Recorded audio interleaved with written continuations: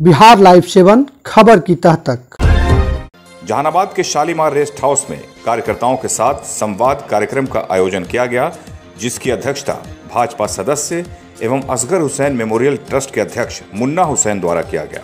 इस अवसर पर मुख्य अतिथि के रूप में पूर्व केंद्रीय मंत्री भाजपा के वरिष्ठ नेता RCP सिंह पहुंचे एवं कार्यकर्ताओं की भावनाओं से अवगत हुए। इस अवसर पर मुन्ना हुसैन द्वारा RCP सिंह को पगड़ी एवं फूलों का माला पहनाकर स्वागत किया। तत्पश्चात RCP सिंह ने कार्यकर्ताओं को संबोधित किया।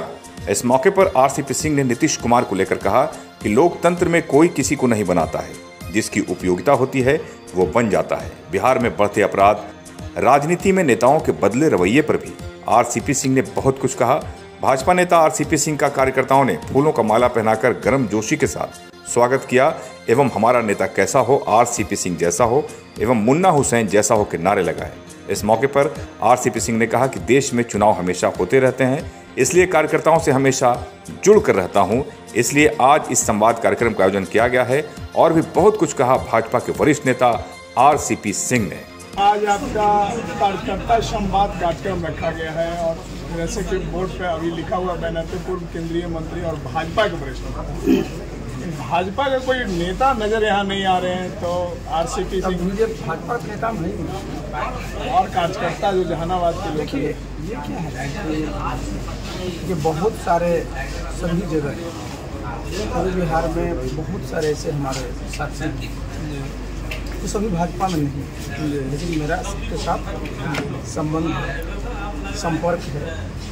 तो मेरा भाई एक ये हमेशा जो प्रयास रहता है कि भाई जितने लोग हमारे साथ जुड़े और पिछले 5-6 महीने से, क्योंकि मैं यहाँ था नहीं, मैं बाहर था, मैं दिल्ली में था, तो लोगों को लगा कि मैं गायब हो गया, मैं कहीं दिखता नहीं हूँ, कोई बोला कि छिपे हुए हैं, तो मुझे लगा कि ज़रा एक राउंड सब जगह लगा लिया जाए और जितने हमारे कार्यकर्ताओं से संपर्क करके संवाद कर दिया जाए। जैसे कल ही मैं बताऊँ, देखिए कल ही हम थे आरा में, तो वहाँ पूरा का पूरा उनका जो है भाजपा का जो उनका जो जिला कार्य समिति की पूरी बैठक, एक्सटेंडेड बैठक, करीब 700-800 कार्यकर्ता थे, अलग अलग जगहों पर अलग अलग। तो वो जिस बात की अब चर्चा कर रहे हैं वो आगे जब हम बैठक करेंगे ना तो उसमें सब लोग। सर, आपने कहा कि हम 5-6 महीने से नहीं थे। हाँ। और सर एक समय था कि बिहार का मुख्यमंत्री कैसा हो, RCP सिंह जैसा हो नारा लग रहा था, आपको शैडो CM तक कहा जाता था। तो ये अचानक इस तरह से? अचानक नहीं, देखिए बात है कि भाई मैं भारतीय जनता पार्टी में हूँ, तो भारतीय जनता पार्टी के जो केंद्रीय नेतृत्व है उनसे हमारी बात हुई और उन्होंने दिल्ली में कुछ उन्होंने समझा मेरी को उपयोगिता है। उस चक्कर में मैं दिल्ली में था। अब सब बातें तो सबको नहीं कही जा सकती है। तो जब मैं दिल्ली में था तो लोगों को लगा कि पता नहीं भाई बिहार में इतना चुनाव हो गया, RCP सिंह दिखे नहीं। तो भाई जब जिस पार्टी में हैं उसके नेतृत्व जिस प्रकार से सदुपयोग करते हैं वही। सर, लंबे समय बाद आप आए हैं तो एक सवाल यह भी उठता है कि आखिर नीतीश कुमार जिसको चाहते हैं बना देते हैं। जीतन मांझी को मुख्यमंत्री बना दिए, चिराग पासवान को, उपेंद्र कुशवाहा को, RCP सिंह को केंद्रीय मंत्री बना दिए और जब चाहते हैं उनको हटा देते हैं। लोग जो है समझौता भी कर लेते हैं। सर, जीतन मांझी भी समझौता कर लिए, चिराग पासवान भी समझौता कर लिए। क्या लंबे समय के बाद जब RCP सिंह आए हैं तब ये भी समझौता करेंगे? देखिए, पहले आपने कहा ना कि वो बना देते हैं, एक बात आप जान लीजिए भाई, आज लोकतंत्र में कोई किसी को बनाने की क्षमता नहीं रखता है। अगर आप में वो क्षमता है, आप में वो काबिलियत है, तो अगर किसी संगठन में है तो उस संगठन के नेता आपको स्थान दें। ये देखिए, ये आज कोई न राजतंत्र है न फांसीवाद है कि भाई कहेगा कि नहीं हम इनको ये बना देते हैं, ऐसा नहीं।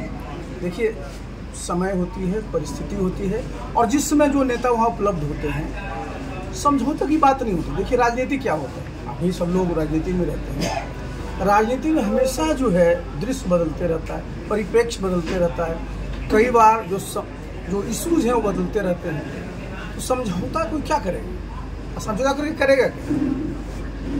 ये भाई सब लोग चाहता है कि भाई हम जहाँ भी रहें तो मान सम्मान के साथ रहें, हमारी जो उपयोगिता है वो हो, इतना सब समझता है। तो ये मुख्यमंत्री ही बोले थे सर कि कौन लाया था, कौन बनाया था, आप लोग नहीं जानते हैं। अच्छा, अब हम उन पर कुछ कहते नहीं, कहने क्या जरूरत है? सर आप भाजपा में आए तो भाजपा उस समय आपको एक अहमियत दिया और मुख्यमंत्री का चेहरा जो मीडिया में आया कि मुख्यमंत्री, लेकिन अब नीतीश कुमार चूंकि एनडीए में आ गए हैं, तो क्या एनडीए में आने के बाद आरसीपी अब भाजपा में सहज है, चूंकि नीतीश की अहमियत अभी बढ़ी हुई है नीतीश कुमार की? देखिए, हम सब जगह सहज रहते हैं, मेरा स्वभाव ही असहज होने का नहीं है और मैं न किसी हड़बड़ी में रहता हूँ। मैं देखिए, मैं बहुत ही शांति से मैं जहाँ रहता हूँ मैं अपना काम करता हूँ और मैं प्रयास ये करता हूँ कि भाई जो भी हमारे प्रदेश के देश के मुद्दे हैं उसके बारे में जो हमारे साथ जितने हमारे साथी लोग हैं उनसे हमारा संपर्क और संवाद होता रहे, क्योंकि राजनीति कोई एक दिन की नहीं होती। आपने खुद कहा ना कि 2020 के बाद कितना परिवर्तन हुआ है। भाई जब जहाँ इतना परिवर्तन होता है तो आदमी को हमेशा जो है ना एक ही स्थिति नहीं रहती।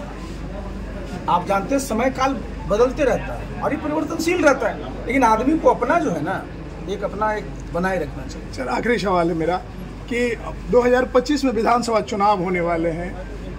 एक चर्चा ये भी है कि आरसीपी सिंह एक अपनी नई पार्टी बनाएंगे। क्या आरसीपी बीजेपी से अलग होकर एक नई पार्टी का गठन करेंगे? कोई नई पार्टी नहीं बनाएंगे। देखिए, ये रोज हम आपसे सब मीडिया के साथ ही पूछते हैं, हम अभी क्यों कोई पार्टी नहीं?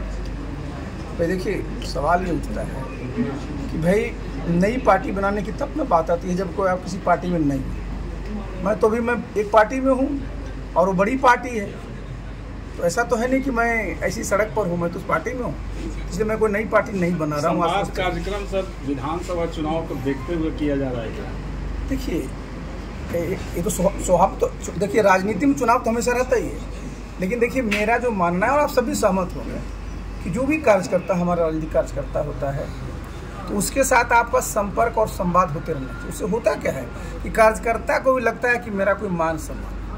आज स्थिति देखिए, मैं बस स्पष्टता के साथ कहता हूँ, ज़्यादातर पॉलिटिकल पार्टीज में, ज़्यादातर की मैं बात कर रहा हूँ, जो कार्यकर्ता है ना उसको एहसास होता है, उसको पूछता नहीं, उससे कोई बातचीत नहीं करता है, उससे कोई संवाद नहीं करता है। पार्टी के जो कार्यक्रम होते हैं वो तो होता है, लेकिन कार्यकर्ता से आप किसी प्रकार का संवाद नहीं करते, इसलिए उनकी जो समस्याएं हैं ना वो आप चर्चा नहीं कर पाते हैं। साथ ही जरा खुले मन से बात नहीं कर पाते कि बहुत ऐसी कौन सारे इशूज हैं जिसके लिए व्यवस्था होनी चाहिए, क्योंकि समय बदलते रहता है ना। आप अगर देखिएगा तो जो भी हमारे लोग हैं तो बात करेंगे तो आपको पता चलेगा भाई क्या क्या इशूज हैं जिसके चलते उनको समस्याएं होती हैं, और चूँकि हम उनके नेता हैं तो हमारा ही दायित्व रहता है कि अगर कोई समस्या सामने आती है उसका क्या सोल्यूशन हो सकता है, यहाँ से क्या हो सकता है, आगे क्या हो सकता है, नीति की क्या बात हो सकती है, सब पर एक विचार। सर, कार्यकर्ताओं की बात हुई तो जेडीयू से आपके अलग होने के बाद ये चर्चा हुई थी कि जो कार्यकर्ताओं के बीच जो संवाद होना चाहिए था, जो आरसीपी जिसको